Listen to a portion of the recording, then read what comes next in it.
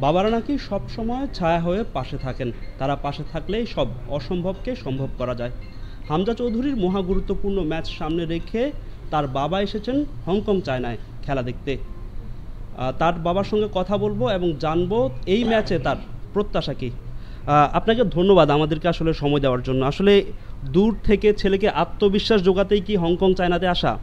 হ্যাঁ, এটাই যে আমরা সে সে জানবে তার বাবা আসছে, তার ভাই আসছে, তার খালাতো ভাই আসছে।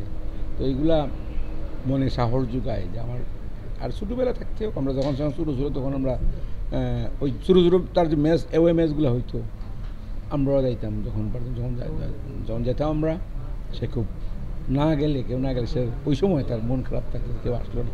হংকং চায়নার বিপক্ষে প্রথম ম্যাচে হামজা গোল দিয়েছে, এই ম্যাচেও হামজা বলেছে তিনি গোল দিতে চান।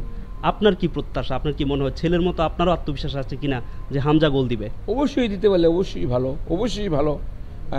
আমি তো আশা করি যে হামজার মাধ্যমে সারা দেশটা আগিয়ে যাক, এই আশার মধ্যে সে যদি প্রেডিকশন করে থাকে প্রথম গোল দিবে, এটা আমার তো একমত অবশ্যই থাকবে। হামজার বাবা না হয়ে দর্শক হিসাবে আপনার কাছে জানতে চাইব আজকে বাংলাদেশের জয়টা আসলে কেমন গুরুত্বপূর্ণ আর আপনার প্রত্যাশাটা কি? জয়টা অসম্ভব গুরুত্বপূর্ণ, আমরা জয় হইতে হবে, কারণ আমাদের পয়েন্ট লেভেল একদম নিচে চলে গেছে আমরা, এই জন্য আমাদের জয় হইতে হবে, এটা আমি আশা করি। বাংলাদেশের সমর্থকদের আসলে একটা প্রত্যাশা, একটা আশা, একটা দাবি তারা তুলেছেন, হামজাকে তারা অধিনায়ক হিসাবে দেখতে চান। হামজা যদি অধিনায়ক হয়, বাবা হিসাবে আপনার গর্বটা তাকে নিয়ে কি আরও বেড়ে যাবে কিনা? অবশ্যই বেড়ে যাবে।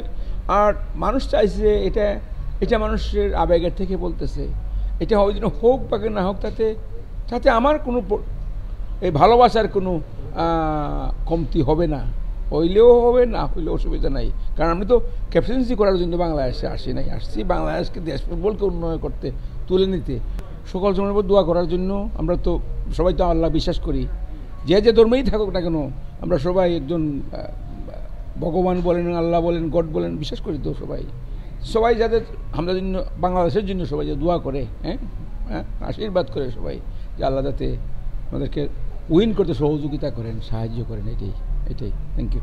ধন্যবাদ আপনাকে, ধন্যবাদ আমাদেরকে সময় দেওয়ার জন্য। দর্শক, কথা বলছিলাম হামজা দেওয়ান চৌধুরীর বাবার সঙ্গে, জানছিলাম মহাগুরুত্বপূর্ণ ম্যাচ সামনে রেখে তার প্রত্যাশা ও আশাগুলো। হংকং চায়না থেকে ফাহিম ইসলাম, সময় সংবাদ।